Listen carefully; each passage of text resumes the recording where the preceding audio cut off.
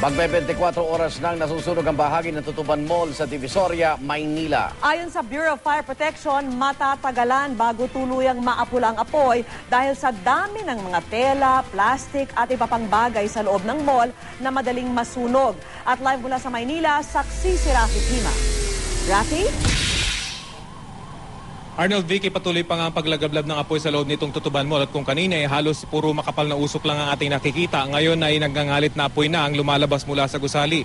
Umabot na sa 3rd at 4th floor ang apoy kaya naman iniakyat na sa Task Force Delta ang sunog na tila patuloy pang lumalaki.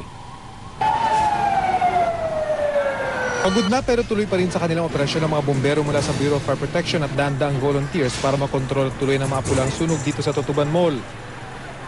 Kanina maya't maya pang dumidilang apoy sa kisame ng 3rd floor ng gusali, kaya gumamit na ng air ladder ang mga bumbero para maabot ito. Sa loob naman ng gusali, sa mausok na pasilyo na mismo nagpapahinga ang mga bumbero para mas mabilis silang makabalik sa trabaho oras na mabawasan ang usok. Ang ilang tindera naman ng mga stall sa mall, patuloy na nag-aabang sa labas ng gusali. Umaasang papapasukin sila ng mga bumbero sa ilang bahagi ng mall na hindi pa inaabot ng apoy. Ang mag-ikot si Manila Mayor Alfredo Lim sa likod ng mall, ay inusisa na siya ng ilang tenants na butasin na lang ang likod ng mall para mailabas nila ang kanilang mga paninda. Wala ang fire service, sila magbibigay ng permiso. Mas sila nakakaintindi. Alam mo, yung ordinary person, maaari sa paningin nila, dito dapat dumaan.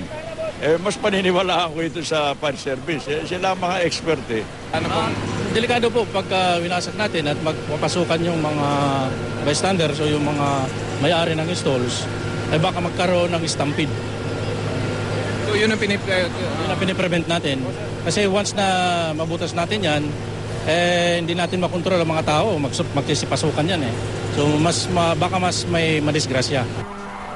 Pero sa videong ito na aking nakunan, binutas na ng ilang tenants ang bahagi ng pader ng mall para makuha ang mga masasagipang paninda. Ang Tutuban Cluster Mall sa likod ng nasusunog na gusali, kahit pa may usok na rin, ay pinayagan ng mapasok ng mga tenants. Ayon sa BFP, magtatagal ang sunog na ito dahil sa dami ng tela, plastic at iba pang combustible materials na nasa loob. Below the ceiling, mayroon silang almost 1 meter na mezzanine na kung saan nandoon naka-stack yung mga paninda nila, lalo mga tela, mga sapatos, na pag ito ay nababasa at lalagyan ng apoy, mausok talaga yan.